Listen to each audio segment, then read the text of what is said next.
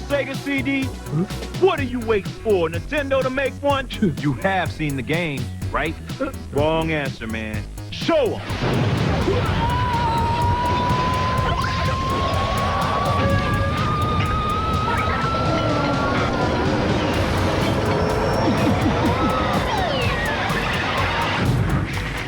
Want to see more?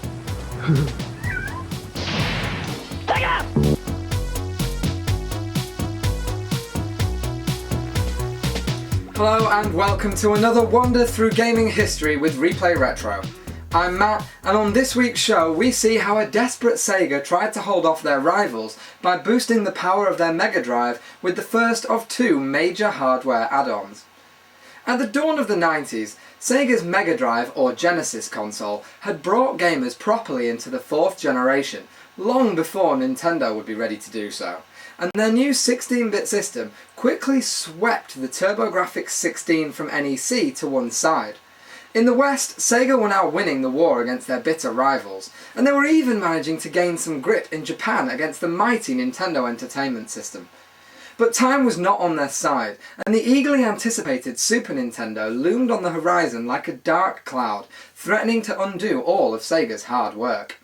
Sega knew they needed to do something to keep the Mega Drive ahead. They needed to make it more powerful, more modern, and so they turned to their vanquished foe NEC. And seeing how this rival had attempted to use CD technology to boost their system's capabilities, Sega got the inspiration they needed to launch their own CD-based hardware. And that's exactly what they did when in December of 1991, just a year after the Japanese launch of the Super Nintendo, the Mega Drive received its first upgrade. Designed to sit underneath the original Mega Drive console, the Mega CD was capable of playing audio CDs via the built-in media player software and stereo pass-through connections, so that for many people it became their first home CD player. And thanks to the inclusion of CD and G decoding, it also brought karaoke functionality to the home. But this wasn't its primary purpose.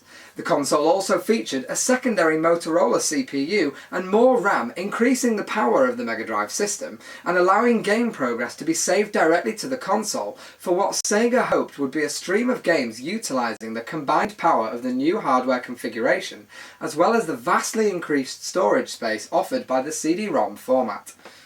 However, Sega chose to roll out the release of the system really slowly across all territories, bizarrely keeping it almost exactly a year behind the Super Nintendo rollout, bringing the Mega CD to America by the end of 1992 and staying out of Europe until mid-1993, by which time they were about to release the cheaper revised Mega Drive 2 console, which would also be released with a cheaper top-loading Mega CD 2. Both of which were entirely compatible with previous hardware, but made the market appear complicated, limiting sales of the add-on system. This slow release and cluttered market confusion meant that a very small percentage of gamers actually bought Mega CD consoles, and of course this meant that games developers weren't overly interested in spending money on making original games for the system, instead choosing to port Laserdisc classics such as Dragon's Lair, as well as making a variety of simple full-motion video games. These FMV games play much like the QuickTime sequences in modern games, in that the game always follows a predetermined series of events and the player must simply press buttons in sequence to continue along that sequence. Sewer Shark, for example, sees the player shooting through a network of sewer pipes, pressing the correct button at the correct time at set intervals to stay on course. Failure to do so results in the player character crashing and the player failing the mission. Games such as this were initially seen as an interesting novelty and received high scores from the review magazines of the time. However, this novelty quickly wore off when people realised that they were simply watching a video, and there was little skill required when just memorising the sequence of events and control presses required would suffice. In light of this, many games saw themselves being re-reviewed and actually being stripped of their high scores. These poor reviews didn't help the sales of the add-on, and that in turn further discouraged developer commitment. The system quickly became seen as a joke, and was dead in Japan before it even reached the West, where it fared slightly better as Sega had inched out a lead in the console war, taking 45% of the US console market compared to Nintendo's 44%, and managing a staggering 66% in Europe. Here then, developers tried harder, squeezing far more out of the setup, with Core creating the impressive Thunderhawk, and Game Arts cleverly using the Mega CD to stream rich polygon backgrounds for Sylpheed, while the game's smaller vehicles were rendered in real time by the Mega Drive itself. Other titles, such as Spider-Man vs. Kingpin, were also re-released for the Mega CD, featuring extra levels and animated sequences, made possible by the increased storage space provided by the CD format. But even with all this, the Mega CD was adopted by less than a third of Mega Drive gamers, and so to most developers it made more sense releasing a game on cartridge to the larger market rather than wasting money designing a more complex game for a smaller market. And as if this wasn't bad enough, worse was still to come for the Mega CD, right after we take a look at the hardware itself and a couple of the games. Right then, so here we are with both variants of the Mega CD system. Got the Mark 1 here and the Mark 2 over here. It's worth pointing out that these are compatible with either version of the Mega Drive. You can use the Mega Drive 1 with this one or this one, and you can use the Mega Drive 2 with this one or this one. However, the Genesis Model 3, which was only released in America, is not compatible with either of them. They basically removed the functionality for it to work with it as part of the cost-cutting measures of that system. But if you have a Mark 1 or a Mark 2, then it doesn't matter which of these you pick up.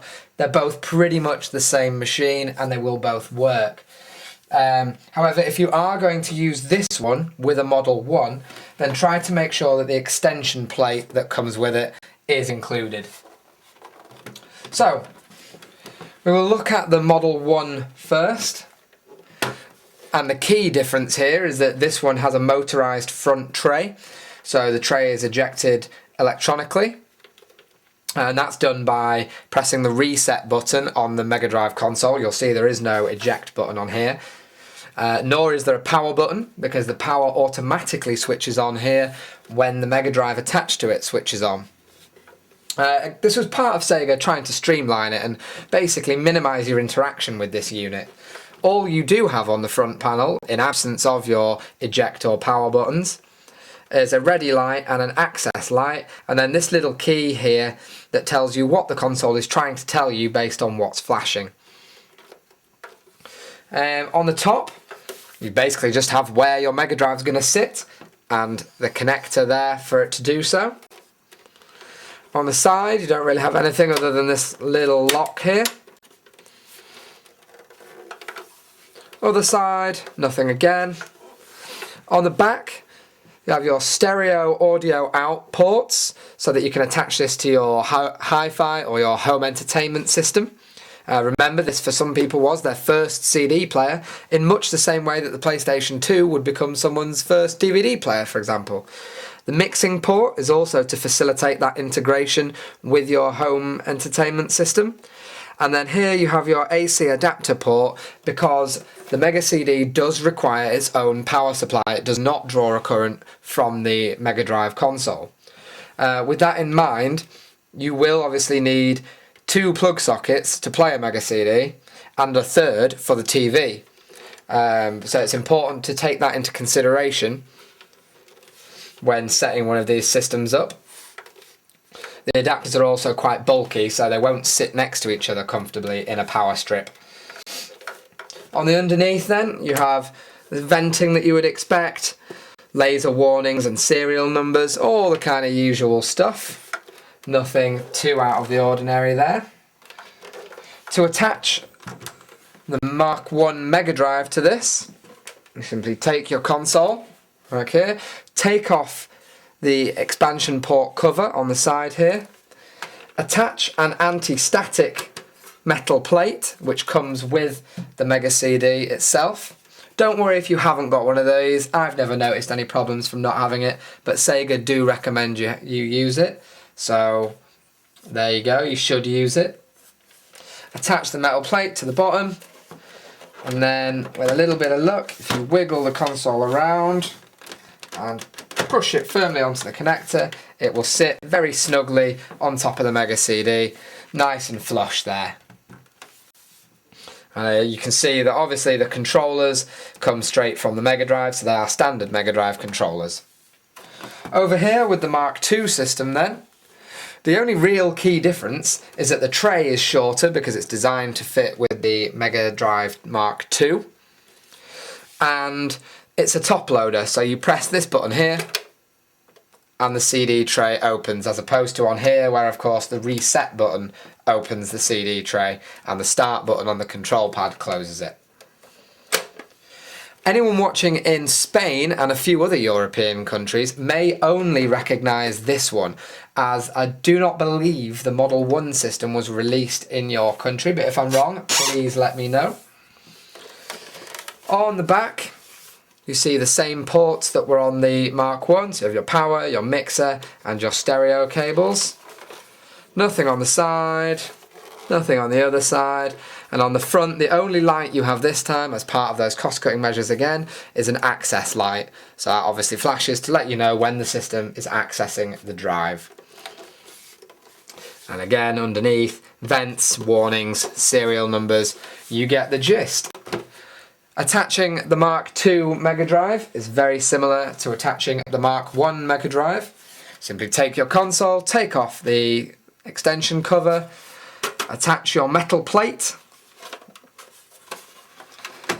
wiggle it on and push it firmly in towards you, and there you go, Mega Drive 2 and Mega CD 2 set up. You'll also notice that the eject button here is red to match the power and reset buttons on the console. One thing that is worth pointing out is that if you have a cartridge inserted in the top of either of these systems, so a Mega Drive game, it will automatically override whatever the CD tray is doing. So even if you've got a game in your CD tray, if you have a cartridge in the top, it will play straight to that game. So basically the Mega CD will be idle, both Mega CDs would be idle, and you would just be playing a standard Mega Drive game. The only exception to that, of course, is if you are using a memory expansion cartridge, in which case the Mega CD will load correctly, or the Flux cartridge, which was a cartridge designed to bring visualizations like we get in Windows Media Player, for example, to the CD player of the Mega CD. So, to play a game, once you've got it set up, you've got both your power supplies plugged in, you have the console connected to your TV, you simply take a game like this one here. This is Sonic CD. They're all in dual CD cases because the front will contain your instruction manual. There it is, nice glossy instruction manual for Sonic CD. And the back should contain your disc. As you can see, very standard CD-ROM disc. If you want to play it on this one, you press reset, the tray will open, you plop the disc in, press start on your controller, and away you go. And if you want to play it on the Model 2 over here, simply press the eject button, open the lid, plop it in, close the lid, turn on the power, and away you go. You're ready to play some Sonic CD on the Mega CD. Okay, so this is Sonic CD, widely regarded as being one of the best Sonic games ever. We'll start a new game.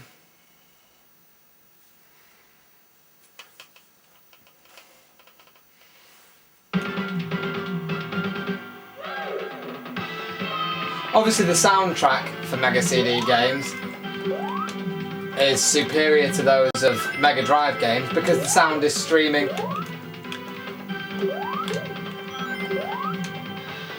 from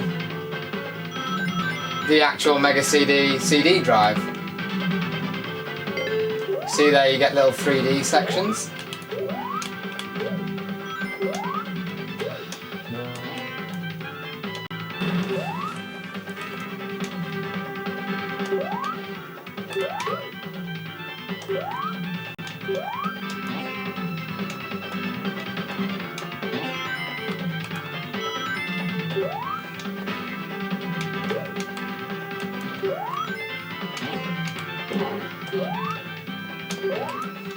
The point of this game is that you are able to travel through time, as we're about to do, because we're flashing, to various time periods of that level.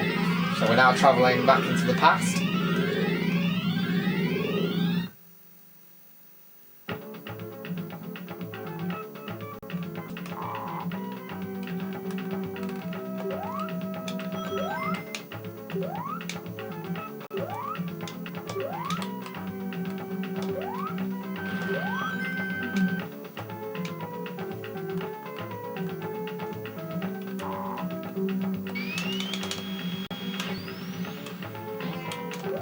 That was foolish.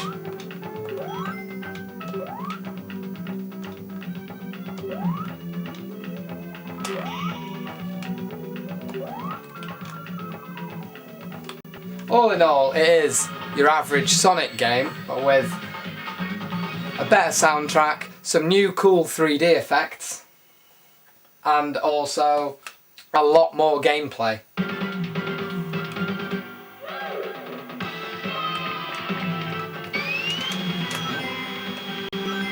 So this is Batman Returns. Start here. And you can see you get these cool animated sequences, made possible of course by the Mega CD hardware.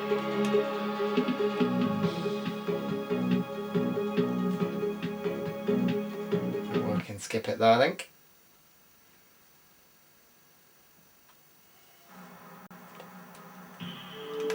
And you can see the first levels in this game are driving. They're very outrun based.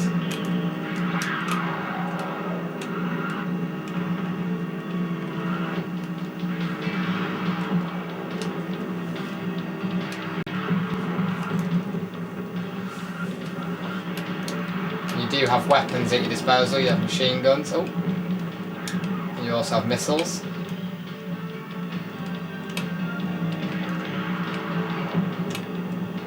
It's a very difficult game, but also very cool. And the original Mega Drive could never have handled this. I mean, look at the fire effect on my car here. Yeah, I'm not going to make it, going to run out of time. Or is it not time?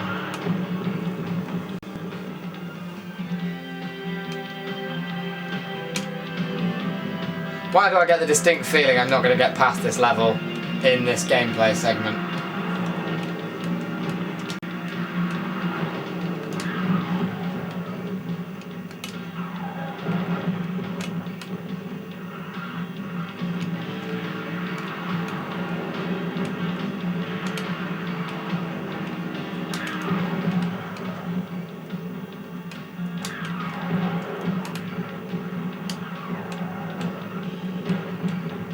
Yeah, stage clear. There you go. Who says I'm no good at games? Uh-oh. Why do I get the feeling when I run out of missiles I'm going to be no good? Do have to admire the shading on that car. Oh, I think I'm out of missiles. Now I'm screwed. How can the Batmobile not outrun a Jeep?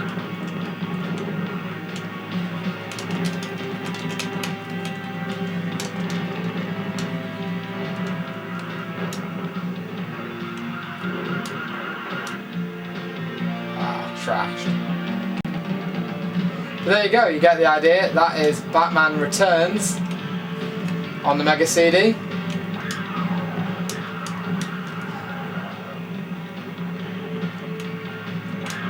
There are also some platform stages, as you would expect. But these racing stages are a very cool addition to the game. Finally, we have Tomcat Ally. This is one of the more advanced full motion video games. It's not quite as linear, you do have some selectability in here. Let's skip past this briefing. You can see the glorious quality of the video. The Tu-22, that's a bad thing. Let's go get it. You can see here you got the startup sequence. Altitude is Angels 1. Shadow 5, this is Shadow 3, over. Now you can hear she's calling me, so I go down to my radio here and confirm. Go ahead, Ratchet. I'm on your wing, over. So you can see that my action there strung together those Give me the two first waypoint. moments. And now I need to lock in the first waypoint. Ratchet, we're heading for waypoint. Copy, Shadow 5.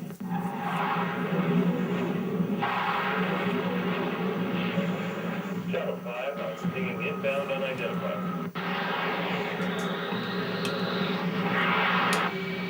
Copy that, Buzz. I've got him. But you can see that as yet I'm not really playing a game. Sure, I'm pressing buttons, but I'm not playing a game. Go to one of my enemy planes here. I've lost Ally. Find him. Wait. Bandit, bandit. Where is he? 6 o'clock. 6 o'clock.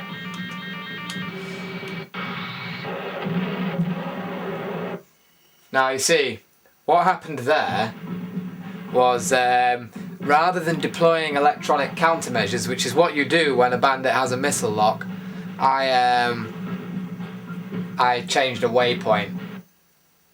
Yeah, that's what happened there. Yeah, my bad. But you can see that now, if I was to play it again, I would simply know what to do next time. So these FMV games, basically you get better at them just by playing through them repeatedly until eventually you've played through the whole game and you can always win at it.